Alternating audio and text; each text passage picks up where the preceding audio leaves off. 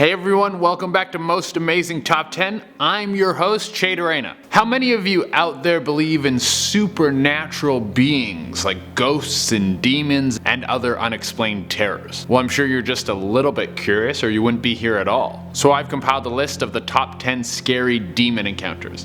I feel like we don't need to put scary in this one. Like, who meets a demon was like, oh, he's a pretty cool guy. As always, make sure you like, comment, subscribe, and hit the little notification bell. Make sure you stay around for number 1 because the one I pulled out sounds like it's straight out of a horror movie. Without taking any longer, let's get into it. We start off with Richard Snowden. He was kicking around in the 1700s. One night, him and 3 buddies were having a boys' night. The place was a banger. They were having an intense game of cards. The 4 of them were having such a good time that one of them exclaimed, "I hope this night will never end." But just then, there was a knock at the door. It was a companion of one of the men they've been partying with, and he needed his friend's help immediately. There was an emergency. This obviously bummed out everyone else who was at the party. They're like, and one of the guys said, "We would keep playing with the devil himself, even if he took your place." The man from the party and his companion left, and then a few moments later, there was another knock at the door. It was a wandering traveler who asked if he could come in. When he saw the men playing cards, he asked if he could join. Everyone was stoked because it means they could start ripping cards again. But this wandering traveler seemed to have just the best luck, almost supernatural luck, winning hand after hand until he cleaned everyone out. After everyone was broke, the traveler went to leave and all the men caught a scent of brimstone. Was this just a ringer that came in to play these poor losers, or was something more supernatural afoot? I like the idea that the devil just came in and was like, yeah, I'm just gonna take everyone's money in peace. That's super funny. Number 9, the basement scratching. This one was posted anonymously on Reddit. Ooh. The story starts with a girl who's having a bunch of friends over for a night of drinking, movies, and someone decides to pull out a Ouija board. Hot tip for never encountering demons: don't play with Ouija boards. They're all having some fun with the board, asking it questions, messing around. Typical Ouija hijinks. Not long after that, everyone goes home. That night, the girl is woken up by scratching coming from her basement. She thinks it's probably mice and she tries to go back to sleep. But then the scratching turns into knocking and then a loud bang. She's startled, jumps out of bed, grabs her phone, runs and locks herself in the bathroom, and she keeps the lights off in the bathroom just in case it's someone breaking in. She doesn't want them to know where she is. But just then, she feels a hand grip down on her shoulder and someone whisper, "Hello?" She wraps the story up with saying she was up all night with all the lights on in the house, and the next day she moved some of her stuff into her brother's house and never went back. Number 8, the Pale Man. Now we have Alex. Alex says back in 2003 he was working late night at a bar. It was getting close to closing time on a pretty slow night, so everyone had cleared out except for one guy. He didn't recognize him, but the guy did seem pretty drunk. When he told the guy that they were closing soon, he asked him if he would walk him to the bus stop just outside of the bar. He was worried about getting mugged. Alex was feeling nice that day, so he was like, yeah, no problem. He helped the man out of the bar, and just before they got to the stop, the man grabbed him by the arm. His hand was so cold it felt like it was burning his skin. And then the barfly turned to him and his eyes were pitch black. Alex was so stunned he couldn't move. Then the man said, "Maryland is rotting." He pushed the man down, ran back into the bar, and Marilyn was the name of his wife who had recently passed away. Ooh. Number 7, the forest. Sometimes when you're a kid, your parents tell you not to do something, and sometimes you're like, I'm gonna do it anyways. Well, sometimes you should listen. This encounter comes from Charlie when he was 13. He went up to the cabin with his father. It was just gonna be a weekend next to lake having fun with your old pa. But his dad had one rule about going out at night: don't venture into the forest. So what did our young friend do right after his dad fell asleep? Well, he went to go check out the forest. He says at first it was actually quite beautiful. The moon was big and lighting up all the trees. Then he heard a noise, not an animal, but a laugh. He looked deep into the forest and saw a tall, slim figure, not like an animal at all, but like a stretched out, lanky man and rigid. He couldn't make out anything on its face except for a grin that shined in the moonlight. Then it reached out its hand and motioned to him with his finger to come over.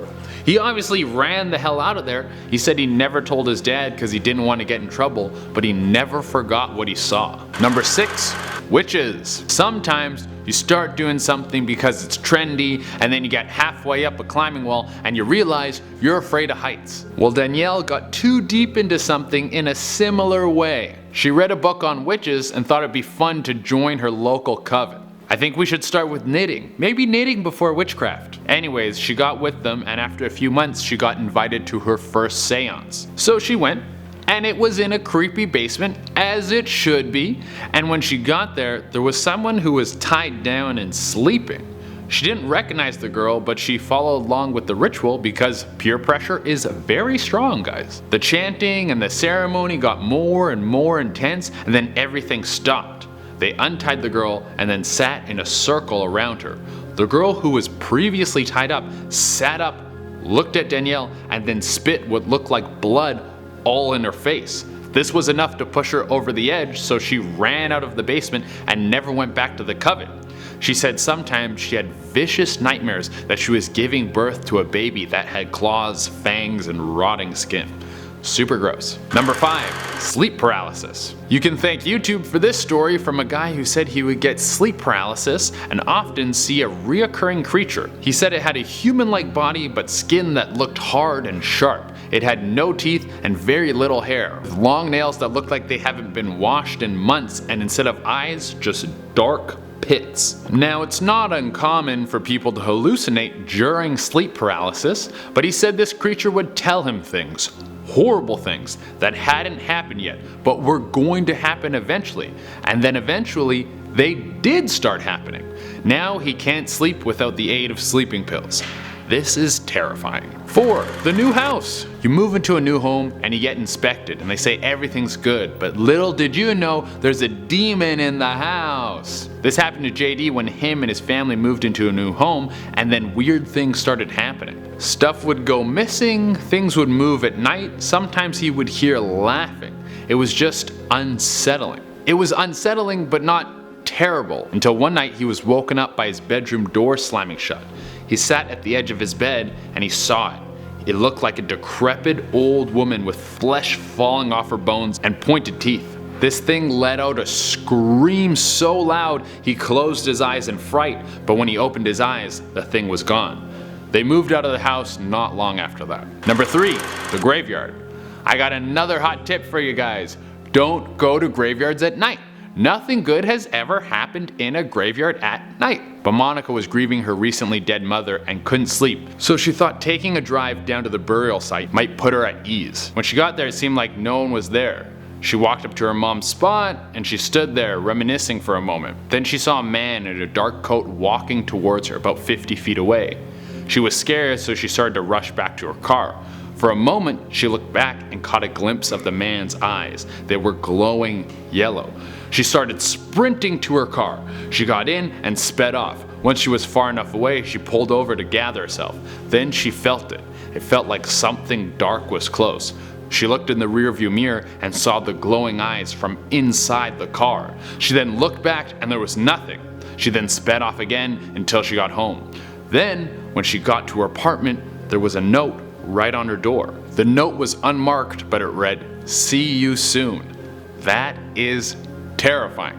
Number 2, little brother. Blake wrote this one out on 4chan. He said that when he was a kid, he would often hear footsteps at night, but he was so young that he didn't know that this was unusual. One night, the footsteps were so loud that they woke him up. He was curious, so he went to go inspect them.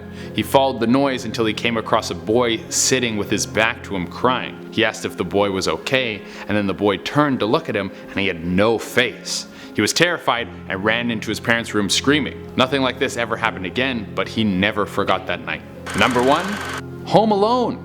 As I stated before, don't mess around with Ouija boards. This was submitted by Rebecca on Reddit. She said one night she was home alone bored, so she started playing around with a Ouija board her brother had got her. While using the board, she asked if anyone was there. It slid to yes. It was spooky, but she also found it kind of exciting. She asked for the name and she got a series of symbols that didn't make sense. She then asked if they were nice and it slid to no. This time she was freaked out, so she took her hands off the board and then the toggle started moving on its own to spell out "let's play" and then flew off the board.